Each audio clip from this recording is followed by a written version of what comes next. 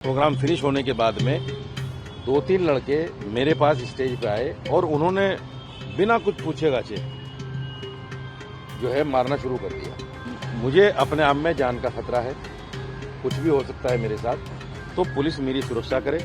मैंने ये कहा कि जैसे आप आरती करती हैं या मंदिर जाती हैं तो आप पल्लू लेते हैं और अपने आप को पूरा ढक छुप के जो है सब कुछ करते हैं, तो ऐसे ही इकरा हसन की तरह अगर डिम्पल यादव जी भी होती तो इस पर आपत्ति होने का कोई मतलब ही नहीं था। कि अगर कोई आदमी नेकर बनियान में औरतों के पास आ जाए तो क्या कहीं औरतें देखकर भाई कैसे नंगा घूम रहा है।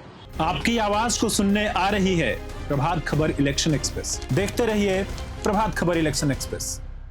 पूरा वाकया क्या है, कैसे इस वाकये की शुरुआत हुई, क्या आपने एक्चुअल में उनको डिम्पल यादव को लेकर कहा और क्या आज पूरा वाकया नोएडा में हुआ और अब आगे की कार्रवाई क्या है? देखिए, ट्यूसडे में एक मीटिंग सपा सुप्रीमो अखिलेश यादव ने डिम्पल यादव और दूसरे अपने एमपीज के साथ में जामा मस्जिद, जो पार्लियामेंट की जामा मस्जिद है, उसमें की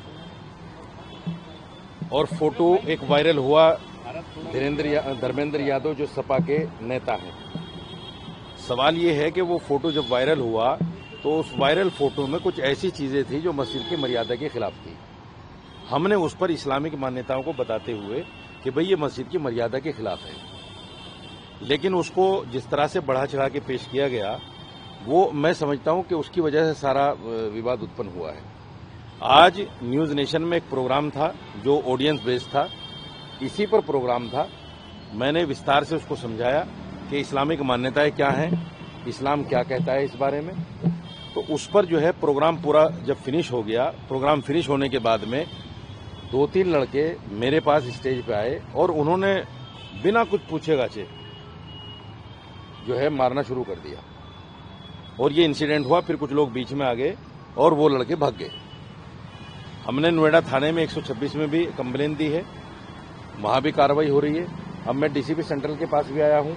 यहां आने का मेरा मकसद ये है कि जो परसों तरसों से मुझे फोन आ रहे हैं, धमकियां मिल रही हैं मारने की और पता नहीं किस तरह की गालियां निकाल रहे हैं, मैं इसलिए आया हूं ताकि मुझे अपने आप में जान का खतरा है, कुछ भी हो सकता है मेरे साथ, तो पुलिस मेरी सुरक्षा करे। और जो भी लोग इस तरह का कार्य कर रहे हैं, किसी को भी कानून अपने हाथ में लेने का अधिकार नहीं है। इसलिए जो लोग कानून अपने हाथ में लेना चाहते हैं, पुलिस उनके खिलाफ कार्रवाई करे और मुझे सुरक्षा प्रदान करे। मौलाना साहब, जिस तरीके की बातें चल रही, चाहे सोशल मीडिया हो चाहे नेताओं के बयान हो, क्या आपको लगता है शब्द का इस्तेमाल गलत हो गया या शब्द कुछ और इस्तेमाल हो सकता है इसकी जगह? नहीं, देखिए, शब्द अगर जोड़ते हुए कि इस्लामिक मान्यताएं ऐसी क्या है जिनके अगेंस्ट डिम्पल, नहीं, देखिए, शब्द हो सकता है कुछ ऐसा हो गया हो, लेकिन मेरा मकसद किसी को तकलीफ पहुंचाने का तो था नहीं। मैं तो सिर्फ ये कहना चाहता था कि इस्लामिक मान्यता ये है, जैसे इकरा हसन बैठी हुई थी बराबर में, प्रॉपर ऊपर से हिजाब वगैरह लगा के, मैंने ये कहा कि जैसे आप आरती करती हैं या मंदिर जाती हैं तो आप पल्लू लेते हैं और अपने आप को पूरा ढक छुप के जो है सब कुछ करते हैं, तो ऐसे ही इकरा हसन की तरह अगर डिम्पल यादव जी भी होती तो इस पर आपत्ति होने का कोई मतलब ही नहीं था। सवाल ये है कि उस फोटो को लेकर वायरल करने की उन लोगों को जरूरत क्या थी? जब वायरल होगा तो उस पर तो बात तो होंगी। बात होने का मकसद ये तो है नहीं कि किसी की जान के पीछे पड़ जाओ, किसी के साथ मार पिटाई करो, कानून अपने हाथ में लो। जो भी है, अगर आपको मेरे बयान से आपत्ति थी तो आप कोर्ट जाते। मेरे खिलाफ एफआईआर हो गई है, एफआईआर में देखा जाएगा जो भी होगा। एफआईआर पर जो है ऐसा तो है नहीं कि भाई एकदम कार्रवाई होगी, पूछा जाएगा, देखा जाएगा क्या है इस्लामिक मान्यताएं, क्या है क्या नहीं है, वो सब कुछ होने वाला है।